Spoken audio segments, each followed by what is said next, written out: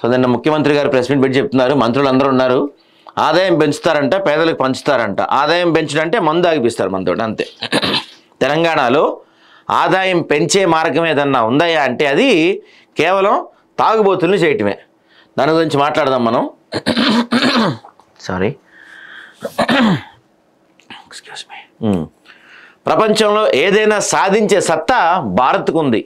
పరిశోధనా రంగంలో కూడా మన దేశం దూసుకుపోతుందని చెప్పారు. దాంతోపాటుగా ఈ కరీంనగర్ కళాకృతుల గురించి ప్రస్తావించారంటే ప్రధాని మోడీ గారు 128వ ఈ మన్ కీ బాత్ ఎపిసోడ్లో. మహిళల కోసం ప్రత్యేకంగా ఎంఎస్ఎంఈ పార్కులు ఏర్పాటు చేస్తున్నారని చెప్పి మంత్రి శ్రీధర్బాబు గారు చెప్తున్నారు.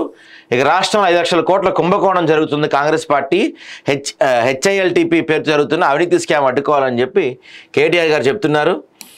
ఇవాళ నుంచే పార్లమెంట్ శీతాకాల సమావేశాలు, మొత్తం 15 రోజుల పాటు సాగనున్న ఉభయ సభల సమావేశాలు.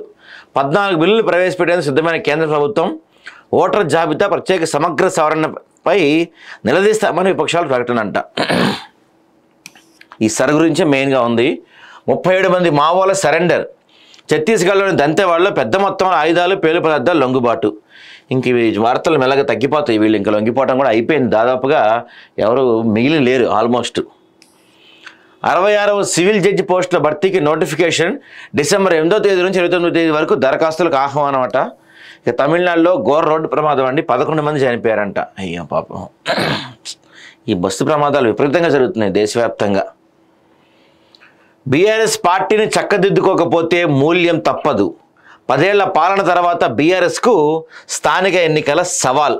మళ్ళీ రేసులోకి రావాలంటే బీఆర్ఎస్కు ఫస్ట్ టాస్క్ గ్రామ కమిటీలే. రేసులోకి రావడం కొంచెం కష్టమే. ఇక సూర్యాపేట సబ్ రిజిస్టర్ కార్యాలయంలో నకిలీ రిజిస్ట్రేషన్ల దందా. తిరుమలగిరి మండల కేంద్రంగా అధికారుల నకిలీ స్టాంపుల తయారీ. తిరుమలగిరి తహసీల్దార్కి విషయం చెప్పి ఊరుకున్న సబ్ రిజిస్టర్ వైనం అనుమానాస్పదం అంట. సో ఇక్కడ నకిలీ దందాలు ప్రైవేట్ ల్యాండ్కి కానీ దేనికి కావాలంటే దానికి అక్కడ రిజిస్ట్రేషన్ ఊరకే అయిపోతూ ఉంటుందట.